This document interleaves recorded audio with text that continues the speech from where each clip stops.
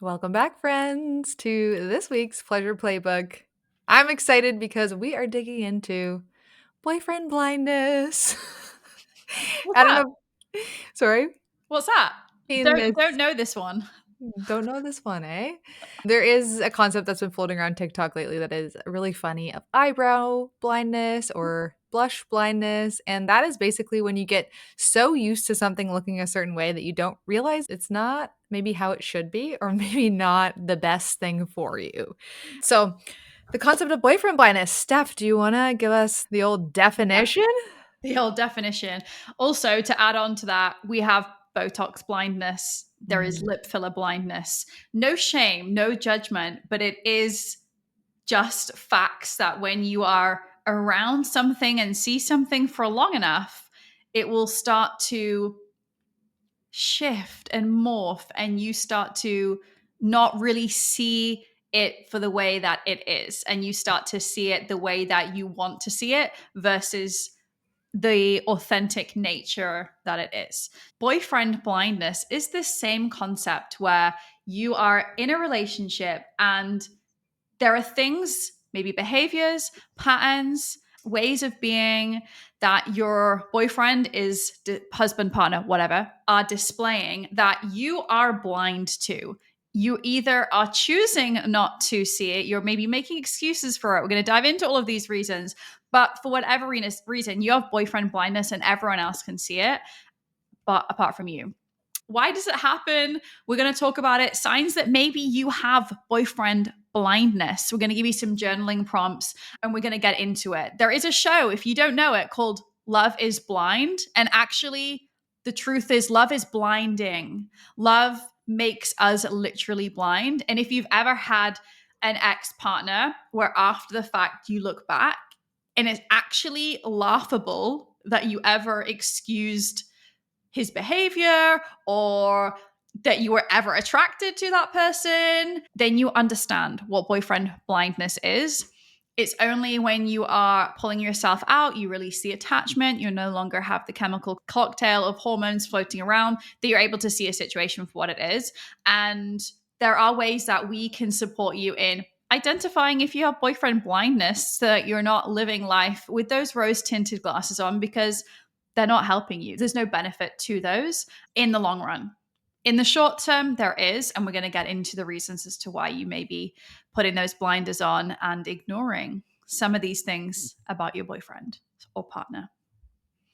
And listen, I think we've all been there. So if you're kicking yourself right now and you're maybe not laughing along with us just yet, I just want to invite you in. Both Steph and I have been there. I'm pretty sure most of our girlfriends have been there at one point or another, even if it's just like for a short duration, right? You start dating this guy and maybe you get dickmatized, or maybe you're wooed by, I don't know, grand gestures or love bombs or You get in the something. And dick it's just, sand. no, this guy is not for you. And your friends are telling you he's not for you, but you just keep going back like it's kryptonite.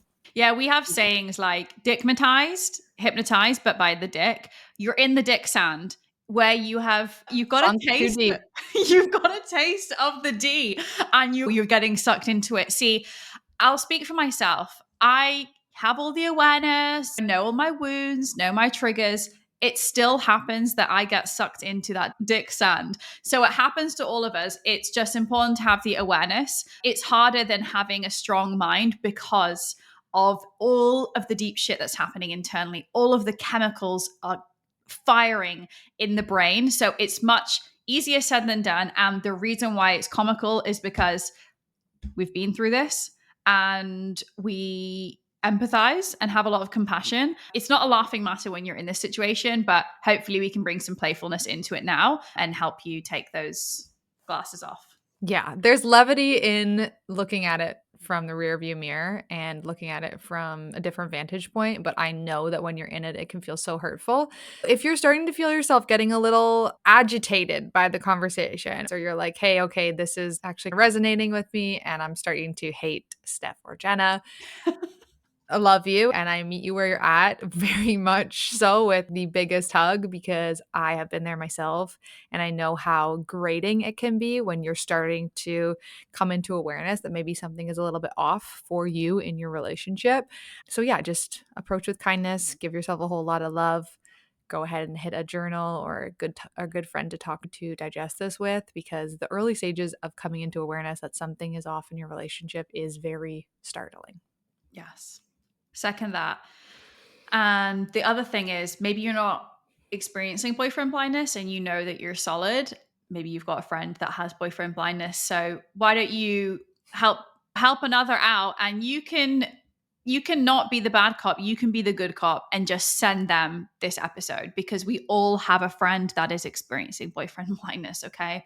And people don't want to hear what they don't want to hear. They have to be ready in their own time. But you can send them this episode to Mhm. give them a little insight.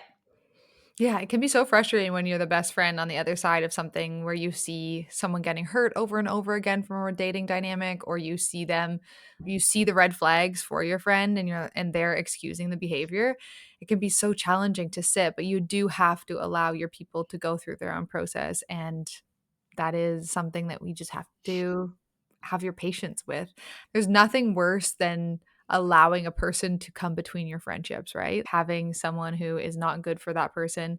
And we're all for boundaries, but don't allow your best friends to be cut out of your life because they're dating a douchebag. Mm, yeah, there we go. Is that fair to say? I think that's fair. I think that's fair. It's a hard one too. I've coached women in the past who have been the person in a relationship with actually a decent guy. And I have one client in particular who was struggling because she had met this guy. Things were moving really quickly. In the past, she hadn't made very good decisions. She was operating from her wounding and attracting very avoidant men, and she would display more anxious tendencies. And when she met this guy and things started to move quickly, her friends were falling out with her and saying, "What are you doing? You're making mistakes." And actually, she felt really solid in herself, but she started to lose friendships because people didn't trust in her. So I think all of this is great to have awareness around, and you can try to share something with someone. And also, we have to know that the person in those dynamics, we have to trust our people. You have to trust your friends that they're making the best decisions that they can. And sometimes what we need in this life is to go on a really fucking painful journey of choosing the wrong person, getting in really deep, and that can be that most karmic healing experience for us. Reference to this client, I don't think that's what was happening, but it is hard seeing friends fall out with their friends because they're not making decisions that they want them to make when you're not the person in the relationship. It's a very complex topic. You got to just trust people at the end of the day and trust that they're empowered individuals, and sometimes that's what we need to do. Back in the day, the only thing that my sister and I have ever actually fought over and had a tear in our relationship about was boyfriend blindness. Like I Wow. was dating someone that she didn't like and she was trying to get that across to me and I just wasn't willing to listen. I was 16 years old and head over heels for someone and it hurt our relationship. Hmm. And that's like the only thing we ever fought about in our life. Wow. Other Wow. than bicker, obviously, sisters. Yeah. No, same, actually, very similar with me. And what's interesting is about this journey is that in the past, I did not ask a single person for their opinion or perspective on my boyfriends. I was like, I do not have space and I don't want to hear your fucking opinion. And there were things that people were saying about both my previous partners that I didn't want to hear. However, they weren't approaching it in a conscious way. It was back chatter, it was gossip. It wasn't, or it didn't feel like it was coming from a place of love, which was why I went even further to shut them out in those times, because you have to approach these things with love. If you seem like you're coming across as maybe jealous or just being a little bit bitchy and having gossip within the family or within the friend groups, that's actually not helpful at all. So then you're going to lose the message of what you're trying to say and lose the intention. So be aware of that for the first point. But the second piece to this is that my approach now would be so different. And maybe it's because I'm older and wiser and hotter, as a guy on Hinge told me yesterday. I was like, it's true. It is true. You I'm like, mean a guy on Hinge yesterday told you? I was on Hinge and this guy was like, "Oh, when's your birthday?" Because we're both 32. And I was like, Yeah. March. He's, "Oh, mine's June. You have 3 months." He said something that you have 3 months on me. And I was like, "Oh, I'm older and wiser." And he was like, "And you're hotter." And I was like, "Yeah, thanks." So we are on the apps again, Steph.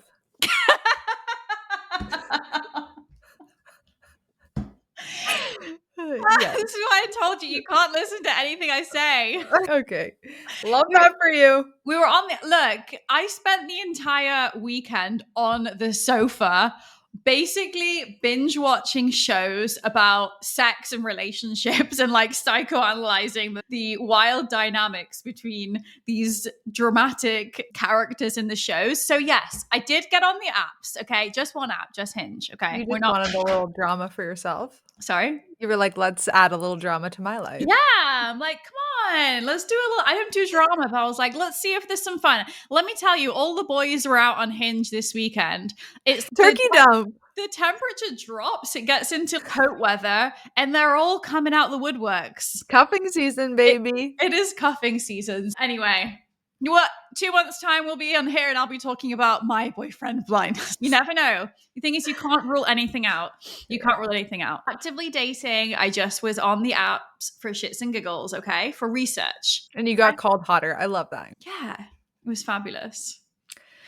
Okay, amazing. Where do we want to start with this? It's a big topic. Let's just touch on a couple of things around why is it that we do this? And with everything that we share here, it's very nuanced, it's complex because human beings are complex beings. So there can be a million and one things. Just take this with a grain of salt and get curious as to what maybe lands with you.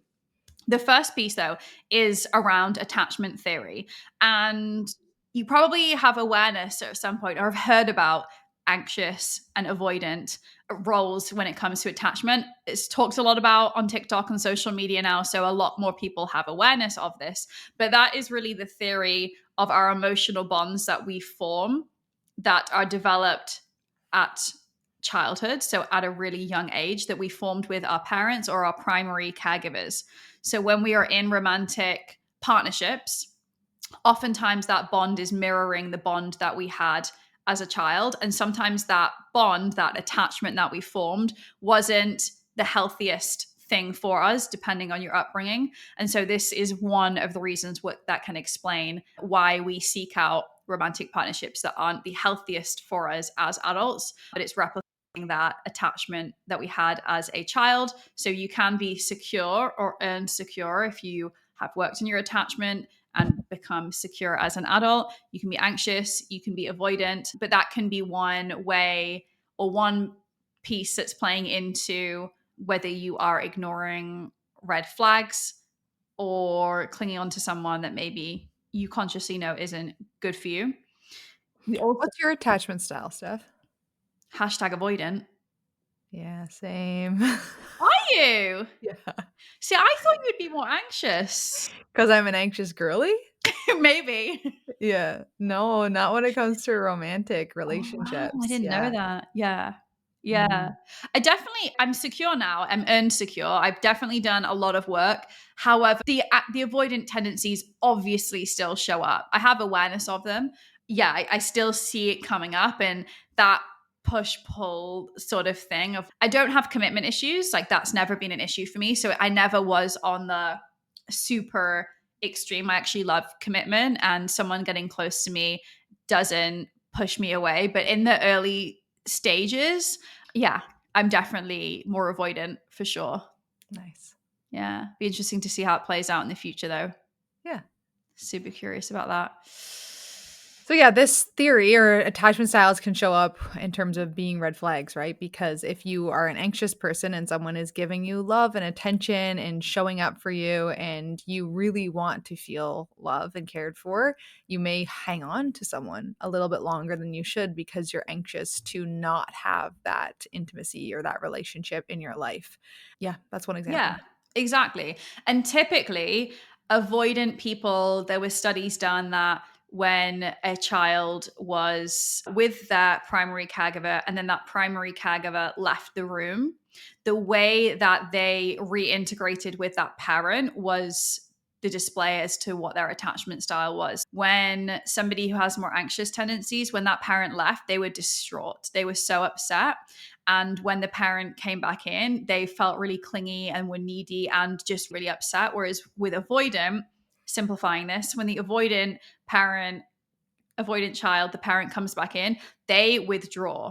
They almost it's give the cold shoulder a little bit. As a child, it's a little bit more complex than that, but they're going inward and they're like closing off and then have to open back up again. So that's it the way. When you are more anxious, typically you have more of a fear of being abandoned. And when you're more avoidant, typically you have more of a fear of loss of independence and loss of freedom. And you can be more like going inward to process and have to close off and run away is a little bit more of the default. It's interesting with attachment styles because when I think about my childhood, I think about anxiety. I think about anxious attachment and I think about daycare or being picked up. And I think about really not wanting to be apart from my parents and more of that anxious attachment. But then I think that through my formative years of beginning to date, I developed an avoidant attachment style through those formative relationships. So I don't Yeah. think it, for me, I think my attachment style comes out of dating experiences. Yeah. And I think that's the interesting thing is it doesn't necessarily have to be the caretaker's dynamic or it can shift and flow to be Yeah. something else. Because yeah, like you said, I do present as anxious in a lot of dynamics, but when it comes to romantic relationships, I'm the first one to be like, "Ugh, Yeah. let's let's keep some distance between Yeah. everyone. Let me process alone." Yeah. I feel you on that one. Big Mhm. alone processor over here. Yeah, it's interesting how there is the initial attachment comes from childhood. Obviously, we are literally dependent on those caretakers for survival. And then as you get older, it can change and different people can bring out different traits within you. Because I will say, as in my first relationship, at first I was avoidant and then something flipped and we both switched and then I became the anxiously attached one in the relationship and he became the avoidant one, or he was definitely avoidant from the start, but there was a definite switch of a moment. And then in my last relationship I was the fucking avoidant, silent treatment for days, and he was more anxious. It's And interesting can how I ask if it was a break in trust in which created you to be anxious? in the first relationship, Yeah, the one where you switched roles, where you were then anxious. Was it a rupture in trust that created you to flip that switch? I think partially, but it's a complicated one. I look back to that and I was avoidant from the start. I We fell in love very quickly, but it was my first relationship and I didn't really know how to be. So I was like, if he would call me, he would be a bit more anxious. Like he wouldn't just call me. He lived in Australia, I was in England. So we'd see each other every few months. But he would call me, and instead of me being like, "Hey, I'm busy with friends," I just would screen his calls and not text him, and that would make him more anxious, and then he would call me and then be annoyed. So that's an example, but I didn't have communication skills, so I'd just be like, busy, not going to talk to you now. And then I don't remember the exact thing, but maybe it was a trust break at a subconscious level that flipped it. Yeah. Because that's the other thing that's interesting to study about relationships is that these behaviors don't just come out of nowhere, right? And Mm, I think that a lot of people like a theory is a theory and we can't subscribe our whole life to it. there are so many things that come out of ruptures of trust or trauma or, yeah, like having your heart broken that causes you to act certain ways. Mm. And it's just having the awareness to know how to navigate that, and also the awareness of being honest with yourself. Okay, yeah, I am catching myself in this pattern of screening the calls or not wanting to be available, or I'm catching my heart in a closed state, right? That's huge for women. Yeah. So, it's just Yeah. it's a flavor of the ice cream It is a drizzle. flavor. What's also interesting, because I've dissected this quite a lot because I'm fascinated by it, but both my relationships, and especially the first one, I think why I was more anxious was because my life was wrapped it up in him. I moved from England to Australia to be with him. My visa was with him. Like my life in Australia, which was my life, was built around him and reliant on him. So I became very vulnerable. I became very attached to him and literally depended on him for my survival. Like that was what the Then you're program like, was. yeah, that is a survival strategy. That's a Exactly. survival mechanism. That's not attachment. That's not necessarily a theory that's coming from actual what's happening in that dynamic. Yes. And so that's like what Steph said at the beginning of this conversation is you got to take everything with a grain of salt. Yeah. And there is such nuance to all of these pieces, but attachment style may be one of the things that is causing you to be a little bit blind in your dating dynamics. We digress. The other thing is the chemicals happening in the brain. So, oxytocin, we know, is released. It is that bonding hormone. For women, you really are going to feel that after having sex with a man. And we know that women fall Or in with a love, woman. or with a woman, for sure. Will say as well that women tend to more feminine when we have a feminine essence, we fall in love through sex. Like the oxytocin goes wild. If you are a man, have more testosterone, you're not falling in love through sex. You're falling in love through shared experiences. But that's why, how many times have we been there or heard someone say, oh, if we just get closer and have more sex, like then he'll fall for me. No, it's not going to happen. It's not going to happen. That's what happens for us. And that's why typically the longer you can wait to have sex with somebody, the more that you can see and vet them that they can meet your emotional intimacy needs, the healthier it'll be for you, the more protected you will be and your heart will be. Because once you are having sex with someone and getting really close and cuddling, you're getting that release of oxytocin. You're feeling that affection that creates closeness and attachment. And actually, sex can create a false sense of intimacy. So once you've had sex with someone, you feel this deep intimacy, but you can actually not know someone at all. And you don't know if they actually meet your needs. You haven't seen enough behaviors from one sexual experience to determine whether that's the right partner for you. But it can make you feel fucks with the brain. This is where you get dickmatized. Okay. So be aware of it. Yeah, whoa. That's what happens, Jenna. Yeah, these hormones really do make your brain feel like it's on drugs. And that's the thing that can be really blinding in the beginning stages of falling in love for someone or being in connection, intimacy, and closeness to someone, especially if you feel starved for that or if that's something you've really been longing for, desiring. These hormones that are being released within you can really become like a riptide that sweep you under, and you're like, oh fuck, I just lost myself there for a couple months or a couple weeks or a couple years even, because of what's happening within your body and your brain. Actually, it can't really go on for longer than 2 years. Yeah. Yeah. That honeymoon phase, why does it feel so good? You are flooded with dopamine and that is fucking delicious. So it's pretty hard if you're like midway through a cookie and that you've got 3 bites left of that cookie and you've been enjoying them and savoring it. It's pretty hard for you to then be like, I'm not going to eat these 3 bites of cookie. I'm just going to give it up now, even though I've been looking forward to it and I'm enjoying every mouthful. To then peel yourself away from that is pretty hard. So again, be aware of the dick sand. Yeah.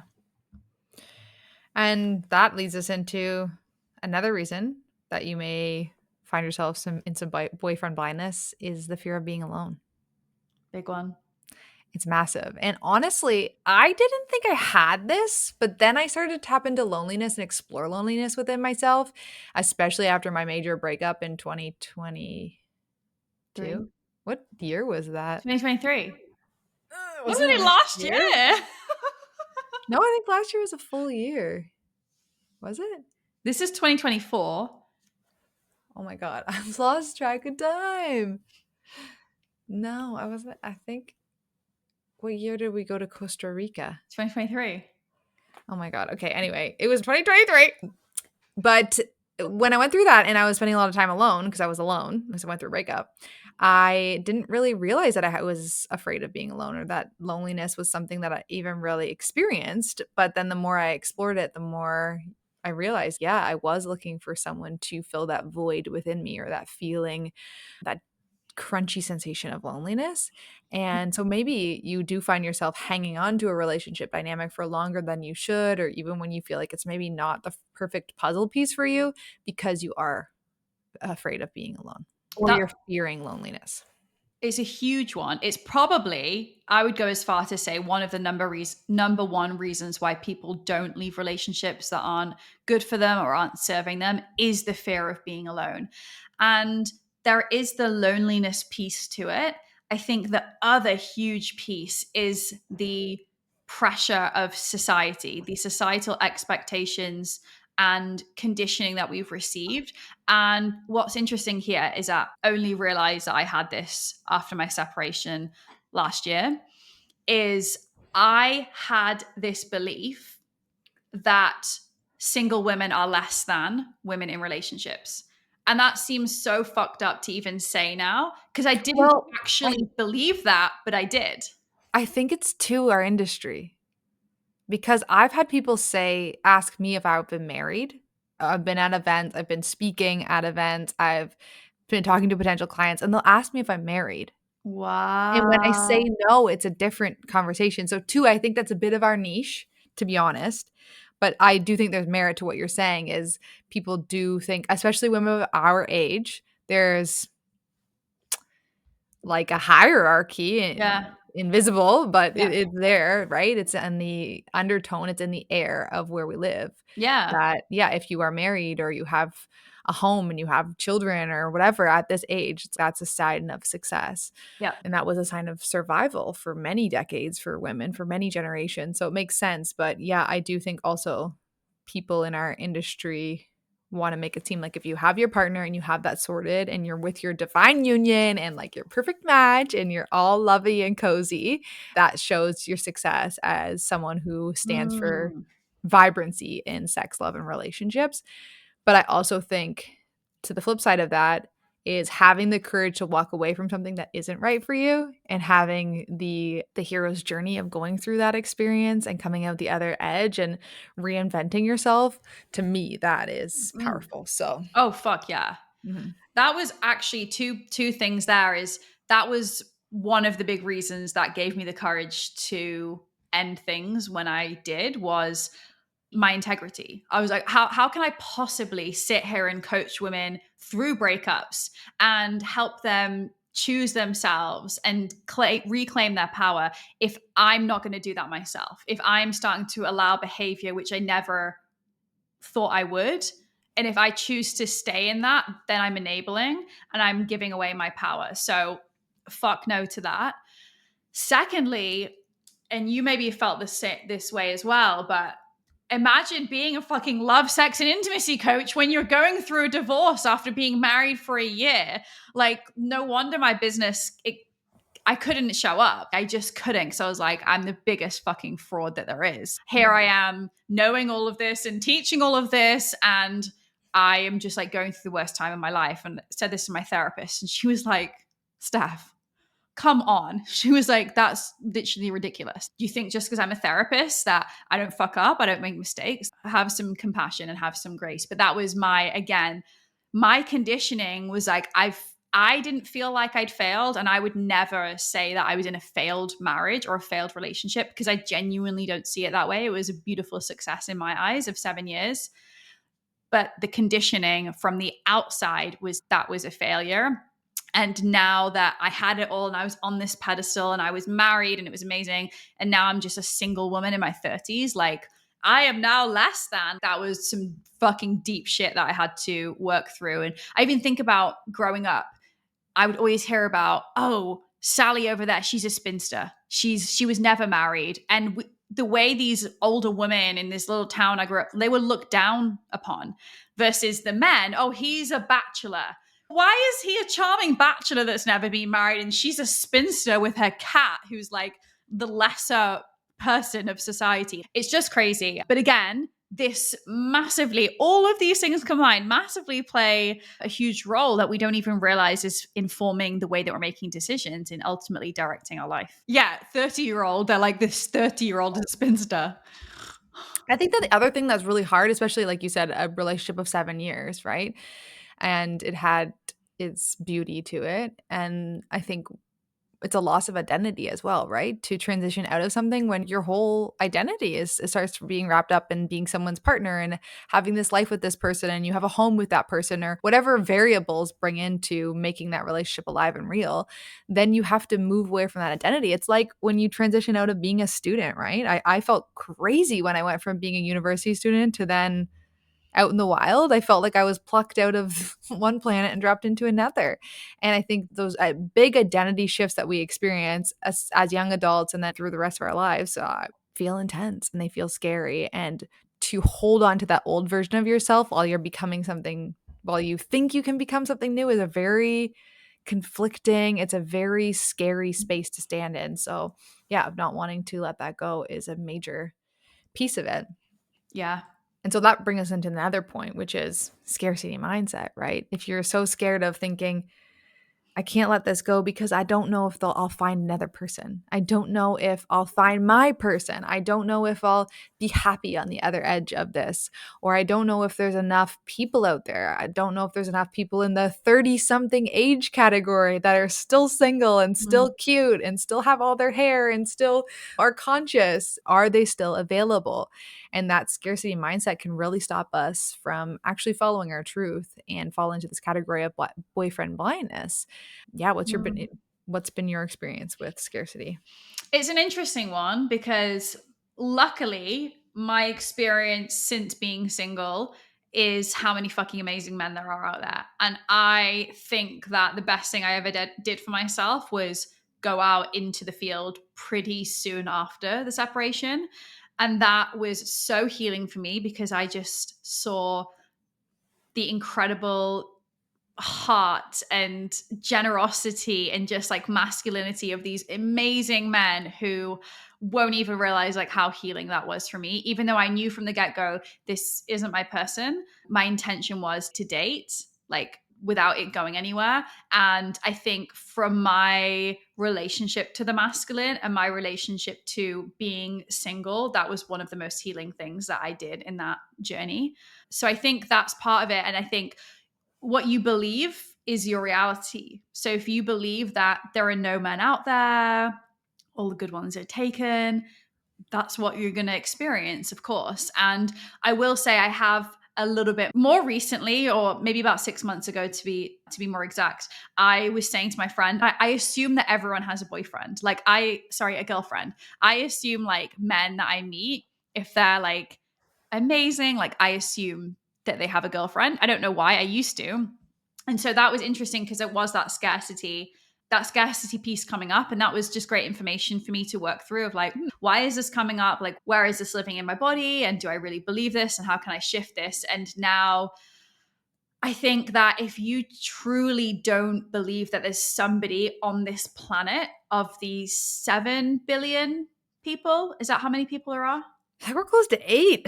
8 billion people in this world, and you don't believe that there is at least one person that you can build an incredible life with, take a pause, tune out the external world and go inward and see what the fuck is going on in here. What is happening within me that's making me believe that? And I share that with the most compassion for you to dive within.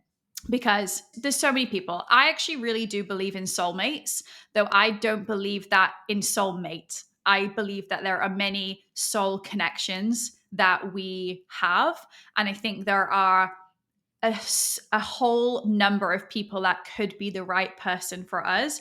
I believe that as we grow and evolve, and the other people, other humans are growing and evolving, at some point it just aligns up, and that's supposed to be that person that you're aligned with. But I think that there are many different people. And if you have the belief, I hear this all the time, oh, in London there's no men, or in Toronto there's no, if you truly believe that your person isn't where you live, then fucking move.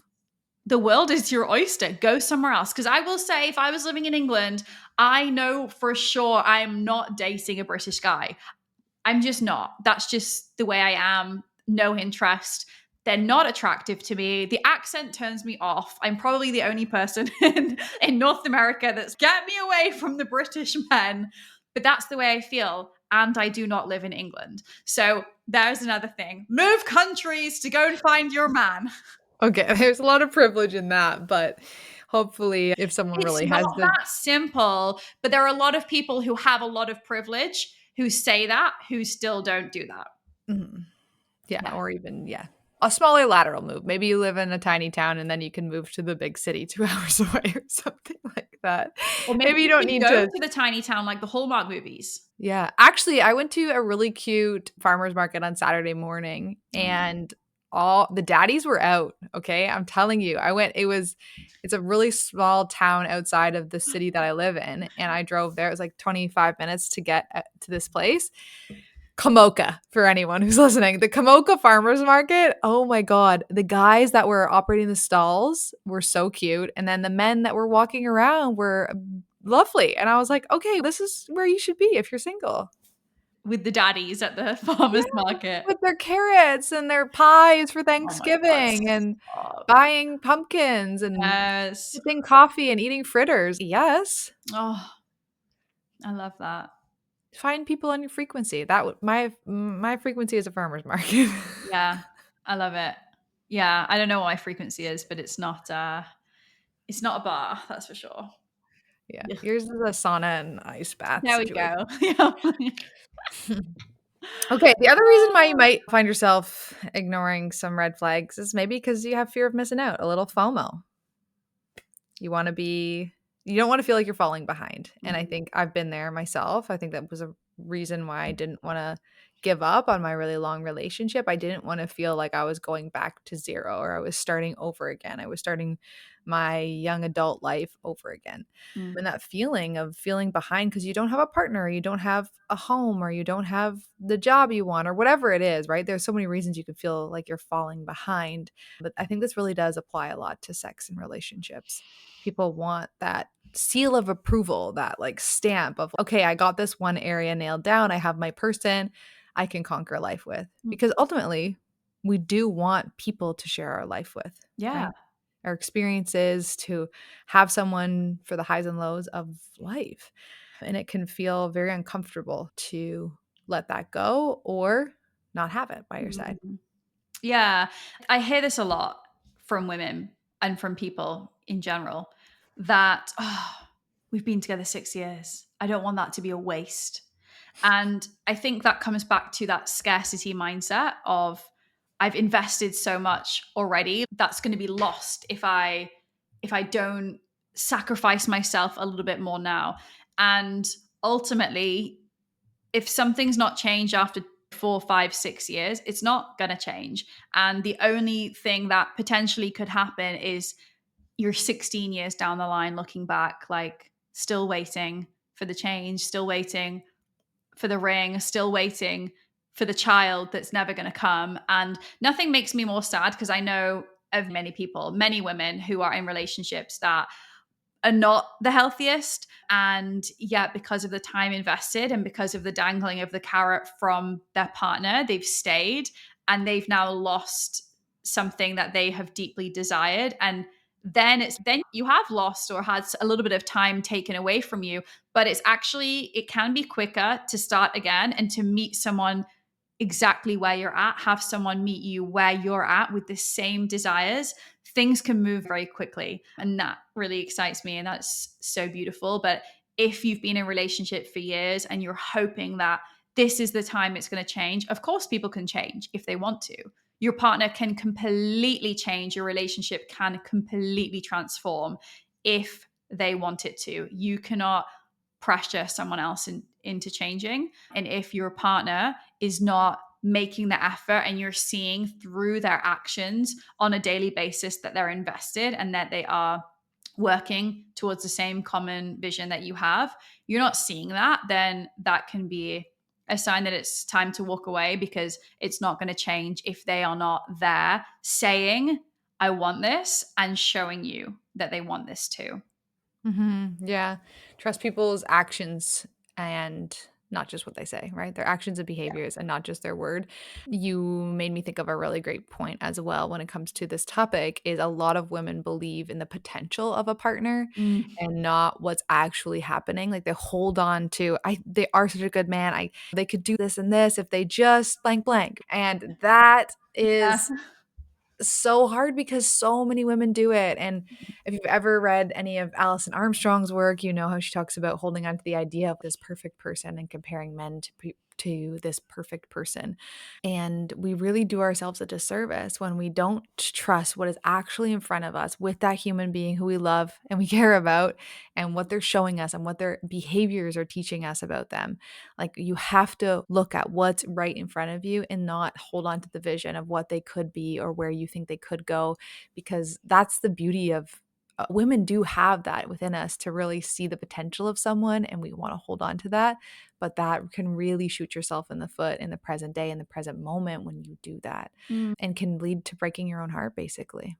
Huge one. Huge. And I spent so many years holding on to the potential of who someone could be and who they said that they could be. And they were almost like dangling that carrot in front of me, and I was doing it for them as well. I've always done that in the past. I remember my first ever coach said to me, if nothing, I think she said something like, if nothing were to change, do you truly love him for who he is? Or have you fallen in love with his potential and painted this picture of who he could be?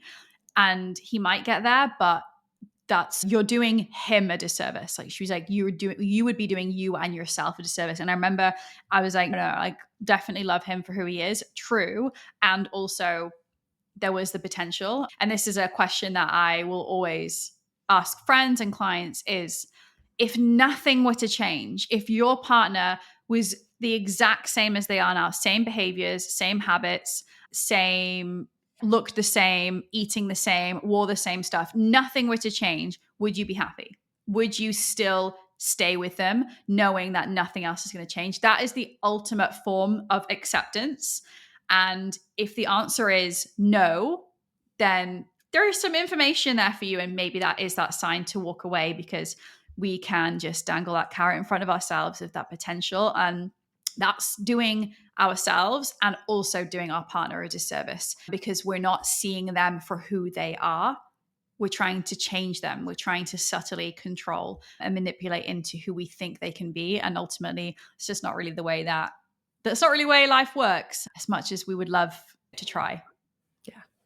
My therapist used to say something very similar to that, but she was just like, how much longer? Like, how much longer do you want to go at this exact pace, doing the exact same thing, the exact same way?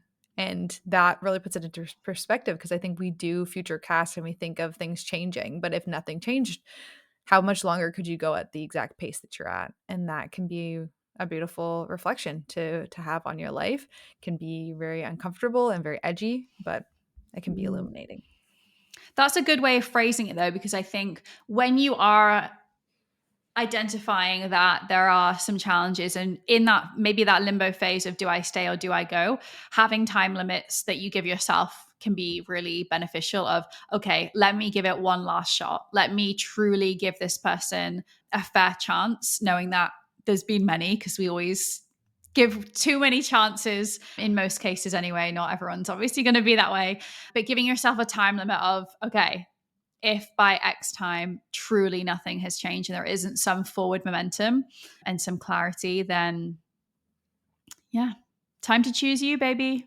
You got to choose you. Okay, what I would love to do is these signs that you might be ignoring in your relationship. Do you want to do a little rapid fire Sure thing. for these signs? I think this is helpful for someone who's maybe chewing on the idea of if this relationship is right for them. They're like, am I in an okay relationship?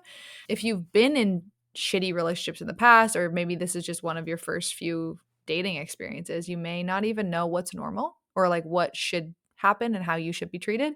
And I think that these signs that we've come up with is helpful. So, do you feel good about wading into that? Yeah, let's do it. Okay. 10 signs that you might be ignoring in your relationship. AKA red flags. Yes.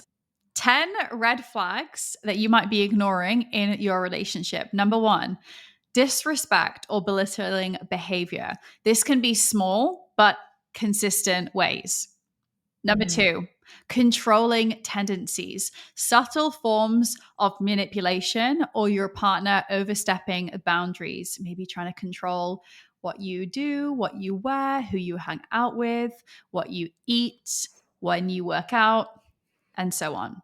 Number three, inconsistency between words and actions. This could look like making promises, but not ever really following through on those. Like I was saying, paying attention to someone's behaviors and actions rather than just trusting what they say they'll do.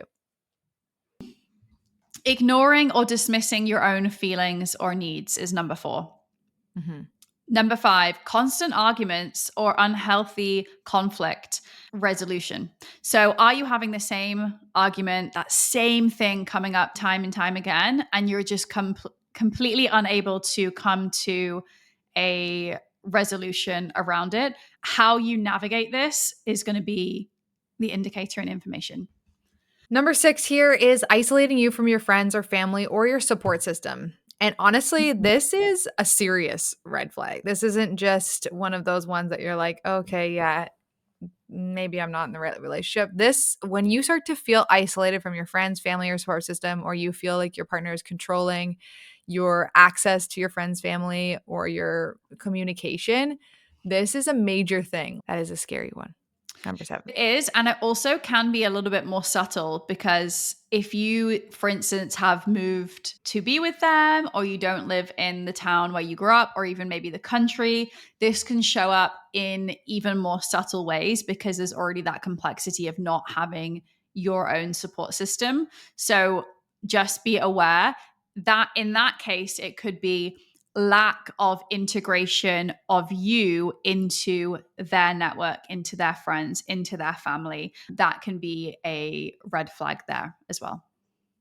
Number seven, a lack of effort in the relationship. So, are you always the one putting in the work? Does this feel 50-50 in terms of the effort that you're putting into the relationship as a whole? So, we're not talking about necessarily household chores or those smaller things which can make up to be a bigger situation, but as your relationship, are you putting equal amount of work and communication and love and tending to your relationship, or does it feel like it is all you? Yeah. Number eight, you find yourself making excuses for their behavior to yourself and or to others, or you are completely omitting that behavior and never sharing that with anyone, because that can be another one. I think about myself having lived away from other people, from friends and family. There's stuff that they wouldn't have seen that I actively chose to not share about, even though I knew it wasn't right, but I was making excuses for it and then would hide it away. Yeah, and paying attention to those things that you're hiding or trying to change the narrative around is really helpful. Yeah. Number nine, they avoid accountability or refuse to admit when they're wrong. Oh, ego. Yikes. Number 10, your gut is telling you something's off, but you keep ignoring it. There's just that little sign. It maybe is a tiny whisper right now of something doesn't quite feel right. That's how it starts. Eventually it becomes a little bit louder, a little bit louder. But if you're feeling even a tiny sense, explore that.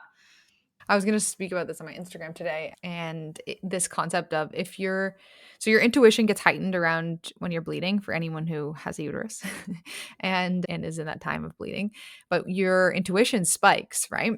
When you go into this cocoon phase of resting and being with yourself. And I love doing little things of testing my intuition during this period of time because it really truly is heightened. But if you're finding yourself in your luteal phase and in your bleed, chewing over the same thought month to month, you're like, oh, I'm irritated by the relationship. I'm irritated by this. I don't like this behavior. This doesn't feel right. And the same thing keeps coming up for you. Pay attention to Mhm. pay attention to the patterns and pay attention to that truth within you, that kind of grating sensation or that feel like that itch that you can't scratch, because that can be really illuminating of either your intuition or, like she said, your gut telling you what maybe you need to be paying attention to or what desires your attention. That's a good one. All right. So, a couple of things to remember is there is a difference between small flaws and deal breakers. There's a difference between red flags and personal preferences. So, just know that no one's perfect. We're all a work in progress for the rest of our life. And certain behaviors are things that can be forgivable and can, with conversation, be changed. However, there are certain things that are just completely non negotiable and unacceptable. Just any form of abuse, whether that's verbal, emotional, psychological, physical, obviously, that should be a hard no. However, emotional and verbal abuse is a lot more subtle and it doesn't start off in a big way. That's a different category, though. Definitely encourage you to get clear with yourself of what are non-negotiables for you. Where do you draw that line? What to you is completely unacceptable? Get really clear on that so that if that does arise in a dynamic, you have that clear boundary within yourself of, I said I'm never going to accept this. So getting really clear on what that looks like for you and your values. What are your core values? Have a little discussion with your partner. What are their values? And do you have aligned values and a shared vision for life ultimately? Are you on the same page or are you going in completely different directions? If that's the case, it can be a little bit of a deal breaker if you're not going the same place. Is that relationship going to be the one that gets you through the rest of your life? Alrighty. So we're just going to finish this off with a couple of journal prompts for you to dive into if you want to get curious. Alrighty. What are the recurring patterns in my relationship that leave me feeling frustrated, unheard, or dismissed? I love that one. Beautiful Another insights. reflection that, sorry? Beautiful insights from that one. Mhm. Another question you can ask yourself or journal about or talk to a friend about is, do I feel safe and comfortable expressing my true feelings and needs to my partner? Also, expressing your true self. If you feel Mm. like you can be your full, vibrant human, if someone can see all of you and like your weird, quirky bits and your obnoxious bits at times or whatever that is for you and love you and accept that part of you and you feel comfortable showing that part of you, Mm. that's a great inquiry. Am I making excuses for my partner's behavior, to myself or others? If so, what behaviors am I justifying? Get clear on that and get into the journal with specifics around circumstances or situations that have arisen in the last few months where you're noticing that justification of behavior. And another one here is, how do you feel about yourself in this relationship? Do you feel supported, loved, valued, or do you often feel inadequate or insecure? Mm. This is a good one. If a close friend or family member were in my relationship, would I be happy for them or would I be concerned? And why? Ouch, that one could sting a bit. Meow.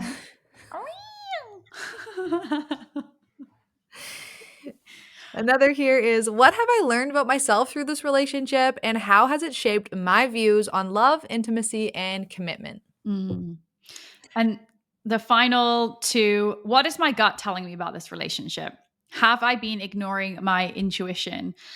what insights can I gain from my inner voice, and just explore any perhaps lingering doubts or pieces of resentment that may be arising. Resentment is a silent killer of relationships. So use this as information that you can start to work through in your relationship. And the final one is, how do I feel after spending time with my partner? Do you feel energized? Do you feel fulfilled? Do you feel happy? Do you feel excited? Or do you feel a little bit drained? Do you feel a little bit anxious, uncertain, maybe dysregulated, unsafe? Get clear on the feelings. And again, this can be subtle and it can be situation dependent. So just get curious and get into that journal to answer the question, do I have boyfriend blindness? And let us know. Feel free to send us a message and let us know your thoughts and reflections on this episode. We really love hearing from you. So if you were like, oh my God, this one made me laugh, I totally used to do this. Or if you're thinking, hey, okay, yeah, I'm realizing now I might have a bit of boyfriend blindness and I'm navigating that, let us know. We love to hear from you.